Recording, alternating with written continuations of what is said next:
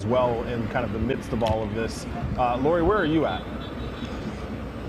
Yeah, so this is a really intense situation. So we are on the corner of, this is Main, and what is this? Mojo, do you know what this is? I'm sorry, I don't know, but we are right near the Chevron station. No, it's Cesar Chavez and Main, and things are really out of control. You can see a group of kids now are throwing rocks. I think they're about to go into this Chevron and take it over. They've been throwing rocks at passing cars. There's a car on fire about maybe 100 yards from where we are, maybe 50 yards from where we are. Ooh! I don't know what's going on here, but... Oh, let's go to the chopper. I think the police are headed here because they see that... Yeah, someone is doing donuts in the middle of the roadway there, a minivan. And they're throwing rocks at the minivan. Yes, and they're about to overtake this Chevron, I believe, because they've been throwing rocks and such into it, trying to break into it. This is a much younger crowd, I will note, a much younger crowd than the crowd that we first encountered when we first got on the scene with the demonstrators. A lot of amped up young teenagers around here and young men. There is a minivan, Lori, that we're keeping our eye on that was doing donuts in reverse and now is driving very erratically. That person also throwing things out of the window. Take a look. They're trying to make their way into the Placita Olvera Street area. And this could be a very dangerous situation. We don't know who is behind the wheel of this minivan here or what their intentions are. Oh, you know what? That is can you go back? Can you guys... Right. Can you guys see? Can you see the fire? Can you see the car on fire in the middle of the road? It's a trash. Oh, it's a trash can. Bin. I'm sorry, it's a trash can. Yeah, we can see that trash can on fire. Just, we do want to keep our eye on this minivan that's driving through sidewalks right now. Mike, this is a very dangerous situation. It is. Oh my gosh. And they're totally in a pedestrian area. They've almost hit a couple of pedestrians. You've got the fire on the right-hand side of the street. I mean, this is very, very quickly transitioned into chaos in multiple parts of downtown. You've got the fire at First and Spring. You've got this really hectic location where Lori is at. And now you've got this minivan that is driving through pedestrian areas with absolutely no regard to anybody. The right side of your picture is now Lauren Posen's live shot where that fire is growing in size as well. My concern is this minivan that's just look ran towards the crowd. Yeah, Lori, you're right by this minivan, right? You see that minivan? Yes, he just came right at us. Lori should probably get away from that area. Yeah. Driving in reverse right now down the street. This person was throwing something out of the minivan, and we don't know who they are, how many people are in that minivan. But look, this crowd is now going towards it. Looks like a gentleman or a person without a shirt on. Yeah, shirtless for sure. This is insane. I mean, this person is out to cause harm. Yeah, and that can be a very scary situation here. You can see now the people. Yeah, I mean, if you guys want to. Lori, be careful because that minivan's coming back your direction. Back towards you. Woo! Oh! Oh! Oh my God! And the crowd is now chasing the van. This is a bad situation, guys. This is. Oh man. Yeah, Oh my God, Lori, we want you to Lori yeah. Look at this. I mean, you got people chasing just straight up to the driver's side. I mean, I'm throwing things at the van. That guy had a dog. This person was driving, through the park right by Olvera Street. They were throwing stuff out of their vehicle, doing donuts in the middle of the roadway. And I don't know if law enforcement even has an eye on this person, but this is Union Station now. And I will tell you, Mojo just mentioned, we had seen that same minivan up over near the overpass. It was, the guy was leaning out of the window. He was, jawing at the police officers, jawing at CHP, and they kept trying to tell him to get out of there, get out of there. He just kept yapping and yapping. That's the same guy. So obviously something's happening with him. This is insanity. I don't even know what's happening now. I mean, look at this behind me. This is. He clipped the back end of that bicyclist and the bicycle went flying. Yeah, it's just zooming through here right yeah, now. Just that parked guy, at I Union think he's Station. on something, I don't know, but... It parked at Union Station briefly and then just fired the van back up and just kept driving, and clearly going incredibly fast. I mean, my goodness. This person doesn't have a shirt on. No. They look highly agitated, and now you can see making their way through the back end of Union Station. They're going to hit a dead end here, I think. No, they're not. They're going to keep going. Or train tracks right there.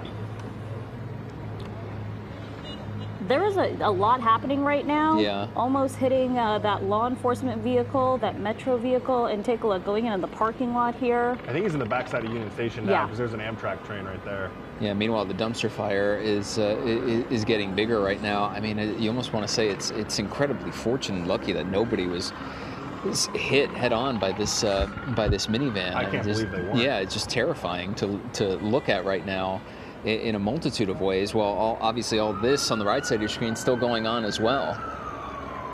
Yeah, the right side is closer to where Lori was, closer to that Chevron station there on Alameda and Cesar Chavez. And we try to keep our eye on that minivan and that driver who was, you know, looked like driving very erratically, and we were afraid they were going to hit someone because at times they were driving on the sidewalk.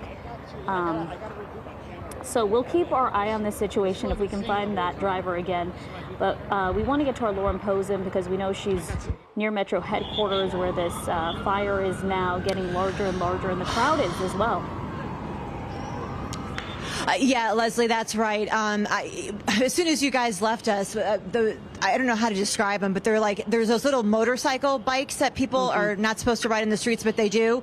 They went in like circles. They were doing donuts right in front of where that fire is, and setting off more fireworks. And it looks like from where I'm at, that fire is getting bigger. I see someone. Oh, there we go, another firework. And I'm telling you, I've been out here now for 2 days, and I have heard these flash bombs go off and these fireworks go off, and it still startles me every single time. That's how loud it is, even though we're a block away. It is so loud, you just get jolted.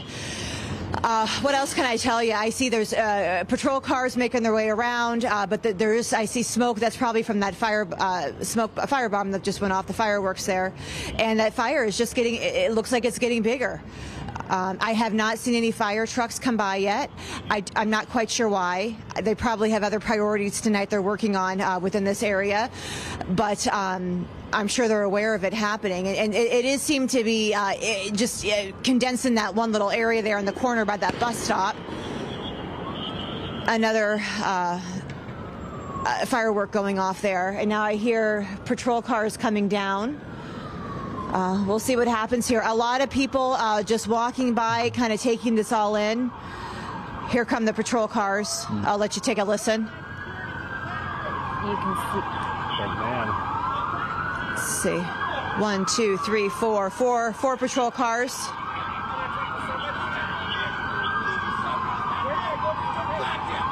And you can see what I'm talking about here. Now, well, see, the traffic is still going, but, you know, usually when you got patrol cars behind you, you have to move out of the way, but that's not happening here. I also hear people revving up their engines over where the fire is. Okay, here come the patrol cars.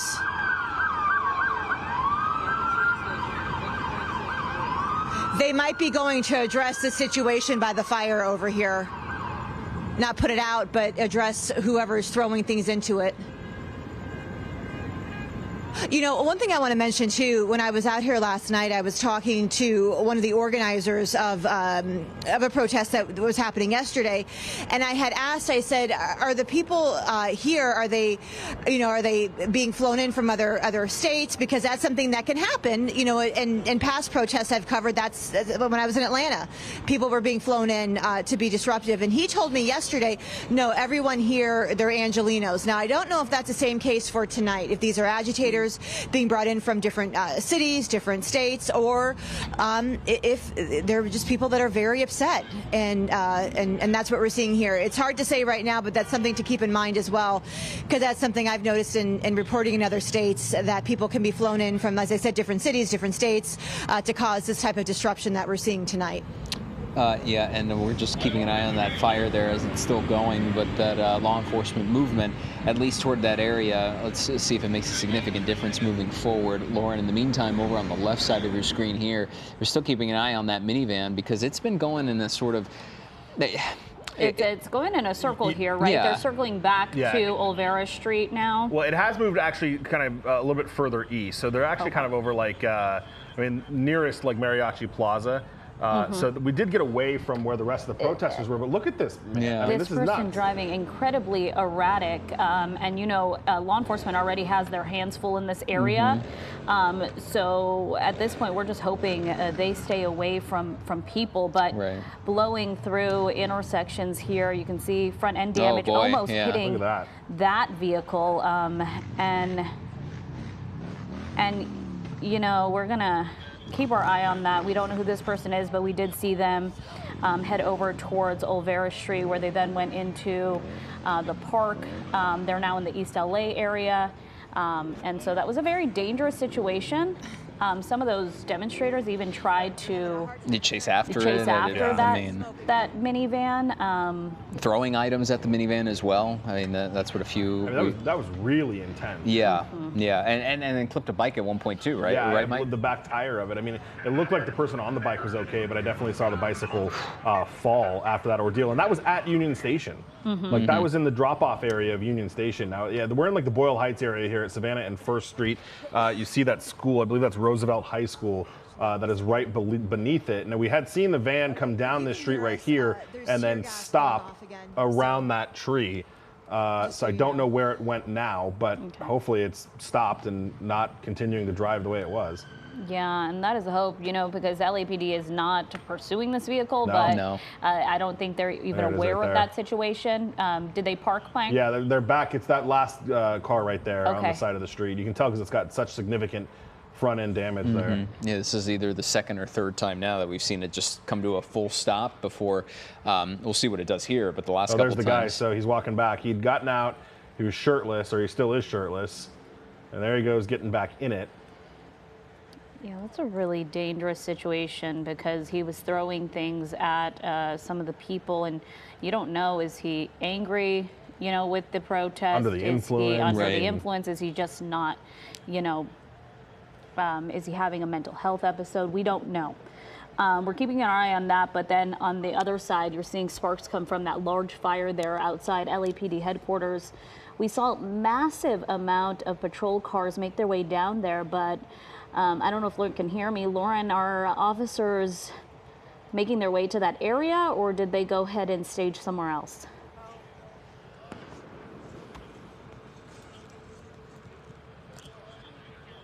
Okay. I can't hear you right now, but I can tell you that Officers were headed this way, but...